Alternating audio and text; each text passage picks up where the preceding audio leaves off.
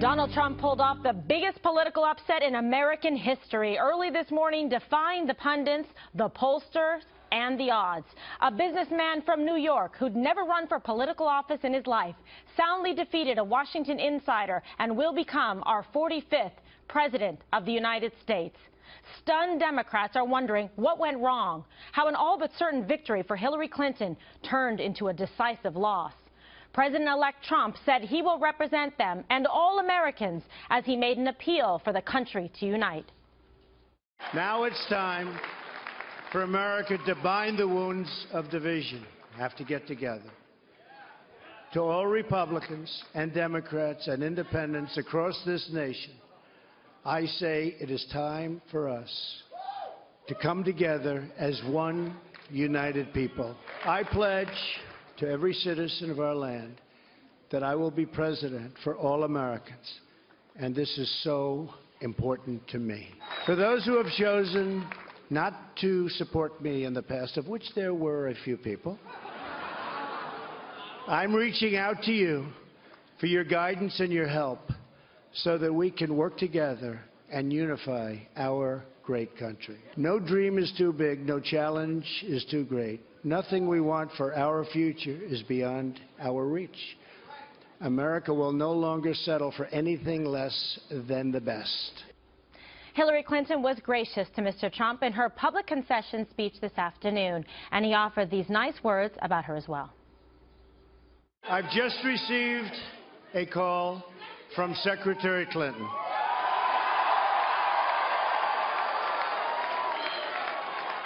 She congratulated us, it's about us, on our victory, and I congratulated her and her family on a very, very hard-fought campaign. Hillary has worked very long and very hard over a long period of time, and we owe her a major debt of gratitude for her service to our country. The president-elect showing humility and graciousness in his acceptance speech last night, thanking the country, saying it's about us.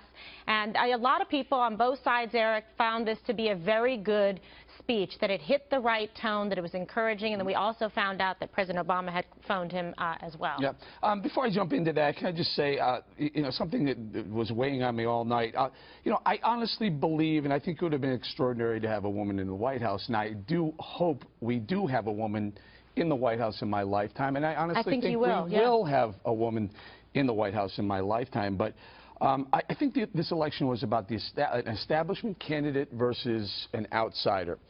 The good news was it was a movement that saw beyond gender, race, and religion and elected the one that they wanted. Although Hillary wasn't victorious last night, I think history was made. And that being said, I'm very proud of that man right there, my friend Donald Trump, and I'm proud of that victory speech, but I'm also proud to be American today. So getting to what you asked me about that speech, I thought it was very nice.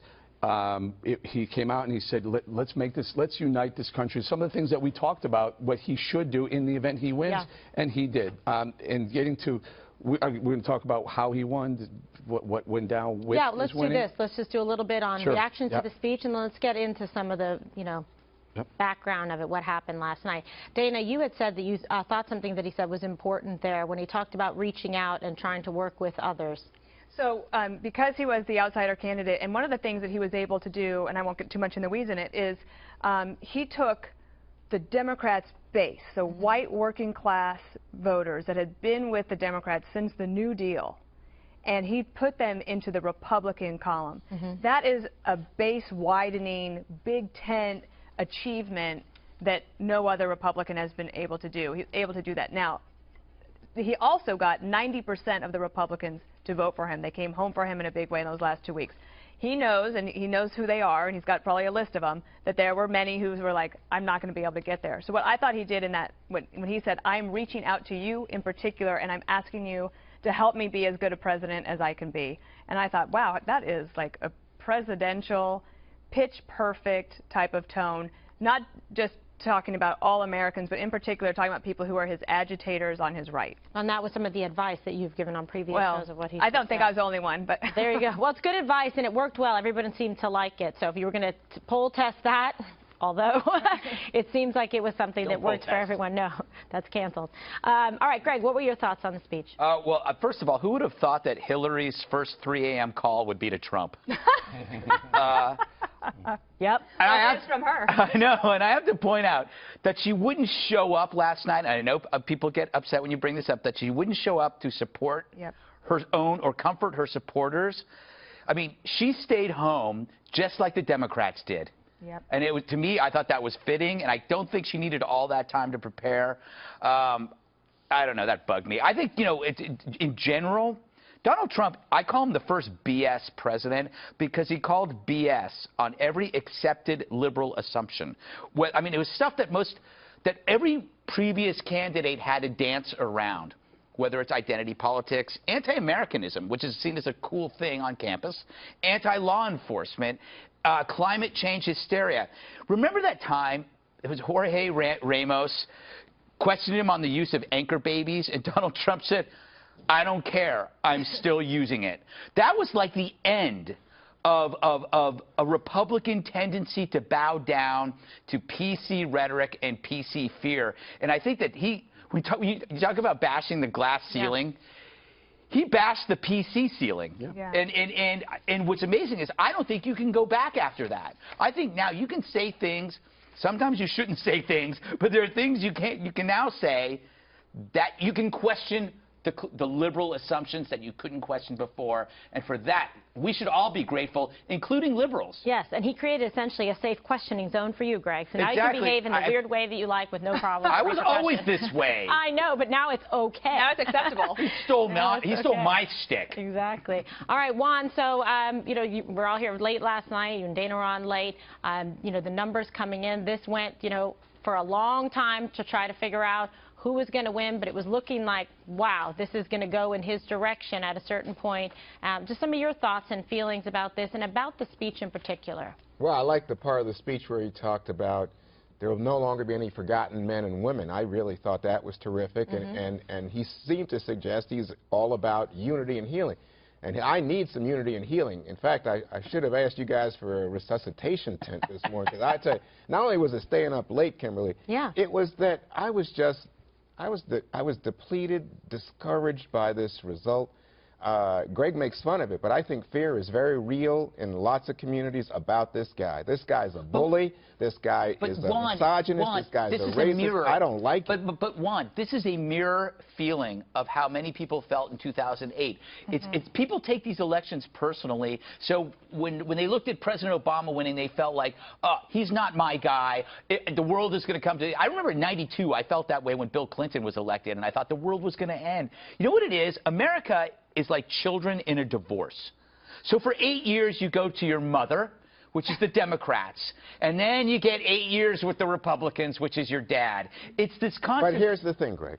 You're right. I like that dynamic, men, women. But look at what happened last night. The largest gender gap in American history, right? So men 53% to 41 voted for Donald Trump. Women 54 to 42 for Hillary Clinton. And then when you dig in, you see white men plus 32 for Donald Trump, right? White women, by the way, also went for Donald Trump. Do you think there's a racial overcast to this vote? I know, but I think you're reckless in calling him racist. I mean, you don't know him personally. I don't know him, but I just have to read the Twitter. I can see where he says, oh, black people are the ones who mostly kill white people. But you don't know what's well, what in does his he heart. say about Muslims? What does he say about Hispanics? It's not a race. I think you got to give him a chance. Oh, Latinos? Latinos are rapists and thieves? Well, you know what that was. He misspoke. He was talking about criminals being sent over. We all regretted it, including me, who called him on it. That was the first thing I called him on. No, I appreciate that. And, you know, I appreciate Eric. Boy, Eric's been right on this all along, but I'm just telling you. Well, you had a lot of people of color and minorities that are supporting him, well, including even in Florida, 45% of Cuban Americans came out to support him. So if you look at the exit polls, you can figure it out. Biggest surprise to me, and I think this comes back to the gender gap thing that we were talking about a moment ago, Hispanics, 30% support for Trump. Exceeded what Mitt Romney did with Hispanics. How about Asians? 30% support for Trump. Exceeded what Romney did. So this comes back to what I was saying to you. Well, hang on. I just think this has to do a lot with culture. I think, especially in the Cuban-American community, they're not comfortable with a woman as a leader. Let me throw you one more. That has Oy. nothing to do with, Wow. there's no Now gender, you've insulted no all the Cuban gender Americans. politics Lower taxes. whatsoever. Oh, my Here's- gosh. And these numbers are staggering and stunning, the disparity between them. Exit polls. The most important issues facing the country. The economy, 52%. Yep. In second place, terrorism at 18%. Way below. Right. 3 times the number, the economy, over the second most, and then foreign policy 13, immigration 13. That the point number is this: Trump was owning who is the right person to fix the economy because of his taxes, That's because of consistent his with the tax exit plan, polls and the because primaries of as what well. he believes on trade, you have every on right today. immigration. I mean, You these are have the every reasons. right today to lecture me. So I want you to lecture me and tell me No, well, what just to is Donald inform about the Trump's numbers, the exit polls. plan to help our economy or get my kid a job? Reduce corporate Right. taxes. Oh, from come on. He doesn't say. Why? He never All lays right, it out. can I do this? I'll just do this. I'm not. Look, I just called it the way I saw it. But here's the one thing. Last night when everyone said, uh-oh, it looks like Trump's going to win, New York Times say he's got a 90+% chance of winning, the stock market was tanking. Yes. It went down 5, 6, 7, Futures, 800 lower until this morning. Today. You know what happened today? People realized that lowering corporate taxes is actually an incentive. It's an economic incentive Job to not only stimulator. create more, but to hire more. Yeah. The economy will be better off under Trump's tax plan than Obama's or future Hillary Clinton's tax plan. You know what I'm also really was happy about this? About the climate change treaties and the climate agenda in general. Not that it goes away, because I'm not a hoaxer. It needs to be slowed. It needs to be methodical. And Leo DiCaprio can no longer be the Secretary of Energy. He cannot have influence over the White House. We can stop killing birds with windmills, and we can embrace real energy. I mean, the only carbon footprint should be on Al Gore's ass as we kick him out to sea. Whoa, whoa, whoa. Wow. Yeah. All right. Like unifying. And Oh, I'm not a unifier. No. I'm not a Can I unifier. pick up on that? You're a unibomber. Go ahead. I just want to pick up on what he's saying about energy. So coal country came out for Donald Trump in a big way.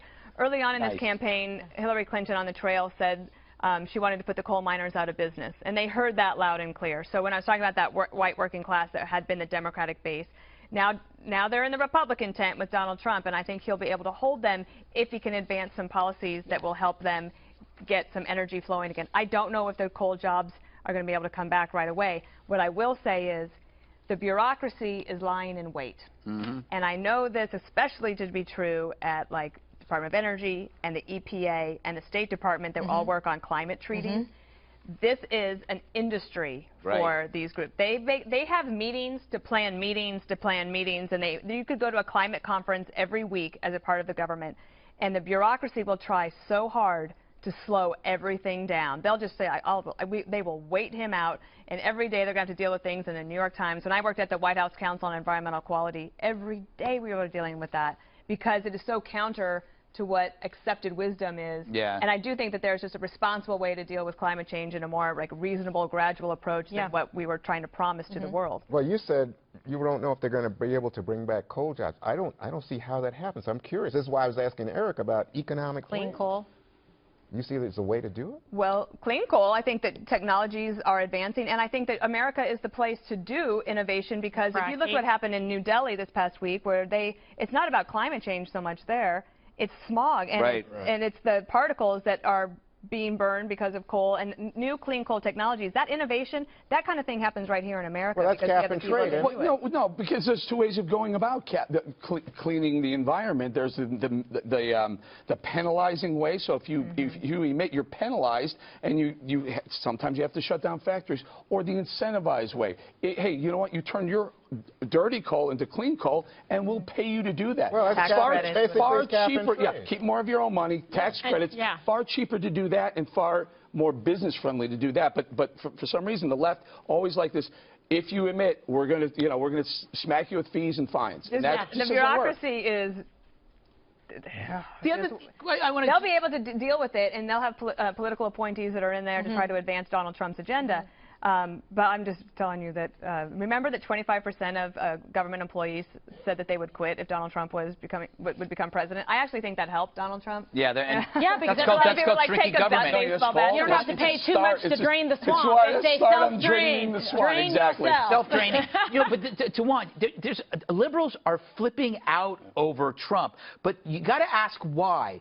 They do share similar beliefs about war, Overwhelming majority of Especially the liberals Sanders are against supporters, Iraq war. Gay marriage. Wall Street, free trade. These are a lot of things on here, conservatives are against. Well, so, I mean, he is a centrist. Infrastructure. The thing he talked about last night It's no different than Obama. Is that, well, and Hillary Clinton, they were both said that we need to do something with infrastructure. Right. And I'm not going to say I don't disagree. I think if we can do something and get people back to work in that way, great. Well, see, so what but Dana paying said, for it is the key. What Dana said earlier about moving so many parts of the upper Midwest into the Republican Party, such an important point. And my feeling about this is when you look, though, a lot of that populist energy is the Bernie Sanders crowd, right? It is. But it's now over on the Republican Maybe they side. can find a home. But I just worry again. I mean, it seems to me the guy who's the chief birther is now the. I know, but you know what, Juan? Not to take anything away. Obviously Hillary Clinton worked hard. It was great to have a woman run and get the nomination, and it really did inspire a lot of women. So congratulations to her and to her supporters. I know they're hurting right now, but let's try to do the bigger thing, which is unite the country. And he does deserve credit. He worked very hard and went against some of the top, best, and brightest political, opponents in the country that ran against him, and he beat them all fair and square, and the people came out to support him. And then those same people came out to support him as well. I want to say one thing that I've had wrong since about May, when he wrapped up the nomination, on that podcast that I do with Chris Darwell, I said, I can see a scenario where Donald Trump wins the popular vote, but loses in the Electoral College. The reverse was true. And he made because he won in the Electoral College, now. which is why the founding fathers were so smart. And they says a Republican after two populist victories for Republicans in the well, no, but I mean, when you're born in Wyoming, when you're vote. born in Wyoming and you understand states' rights from that perspective, then the Electoral College is very important. Well, I must say, the one point I was going to pick up on about the shift, suddenly the Republican Party is not a party about fighting trade and the like. It's a populist party. Well, this isn't your father's Republican Party It sure anymore. isn't that. Here's because a guy, it's evolution we've elected over a guy, time into what it's become. Think about this for 1 second. And a bigger tent. We've elected a guy who is as likely to fight with Paul Ryan as he is with Nancy Pelosi or Mitch McConnell as he is to fight with Chuck Schumer. He is an issue guy, and if you sign on to the issues that he represents, you voted. And if the only issue is change, drain the swamp, anti-establishment, then there you have him. But the other side to it is he's a deal maker, which makes him a pragmatist. So he could make deals with Pelosi. He could make deals. His mind perhaps might be changed if he gets a better deal. One of the interesting things that happened after the election that tells you everything about this change, a Yale professor made his midterm optional for students who are distraught about a Trump win. Oh, and doesn't that just say it all There's a about whole list. Yeah, it's incredible. So the segment of the population who required round-the-clock coddling are now faced with another segment telling you we've had enough. I think that's a big change. What are they called? They're called snow somethings. Snowflakes. Snowflakes, yeah. Right? Yes, a version of that. Yeah. These students who are so distraught that they had to take off class. University of Michigan, all across the country. They would never do that for a Democrat. Real quick. If Obama, you would get a holiday. Guys. To celebrate. I just wanted to mention something on deal making that I think has been a problem for Republicans in the last maybe 12 years.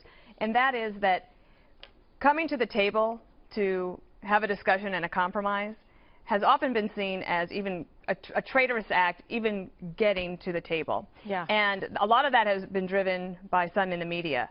Donald Trump is going to come to the table with as a president-elect and then as president, he will say, here's the thing, and he's not afraid to make a deal. And I think at this point, then the Republicans will be able to say, all right, you can give a little to get a little, and that will be much different than it has been in the last, I think, 8 to 12 years. And I like Paul Ryan being gracious, thanking Trump, because a lot of Republicans got in or keeping their jobs because he said, rode the coattails. Trump helped them, as it turns out. Much more